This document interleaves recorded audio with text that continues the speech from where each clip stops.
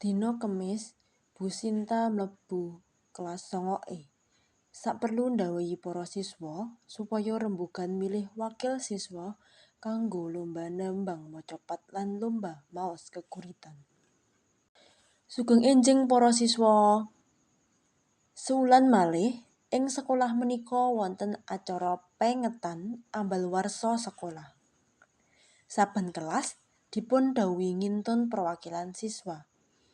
Supados nyengkuyung lomba nembang macapat kaliyan lomba maca geguritan, monggo para siswa sami pirembagan perangan menika.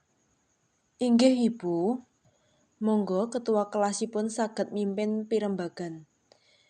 Nyuwun pangapunten para siswa, Bu Sinta mboten saged nderek pirembagan amargi nembe kemawon angsal kabar bilih pakdenipun Bu Sinta seda.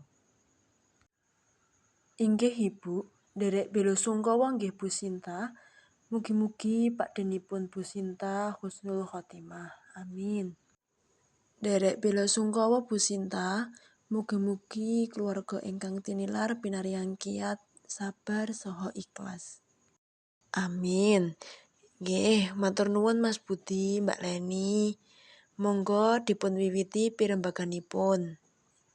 Inggih Ibu. Sabanjure Bu Sinta medal lajeng tumuju kantor. Para siswa kang ana ing kelas banjur padha rembugan. Kanca-kanca, sesuk wulan ngarep bakal ana lomba. Kabeh kelas kadhawuhan ngirim wakil saben kelas. Apike sing melu lomba nembang macapat Supri wae ya. Nuwun sewu, aku kurang sarujuk karo panemumu kuwi. Prayogane Supri lomba maca geguritan wae. Dene sing nembang macapat Siwi. Aku sarujuk karo panemune Bagas.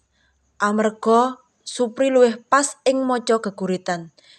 Dene Mbak Siwi lomba nembang macapat. Panemumu kuwi becik. Krungu-krungu wulan wingi Siwi melu lomba nembang macapat ning kalurahane menang. Bener ora wi? Alhamdulillah bener Len. Aku wingi menang juara 2.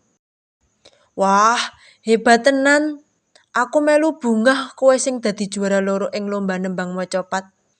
Cocok iki sesuk makili kelas 9E. Bener. Muga-muga perwakilan 9E tak dongake Siwi menang lomba nembang macapat lan Supri menang lomba maca geguritan. Amin. Kepiye kanca-kanca, padha sarujuk ora? Sarujuk.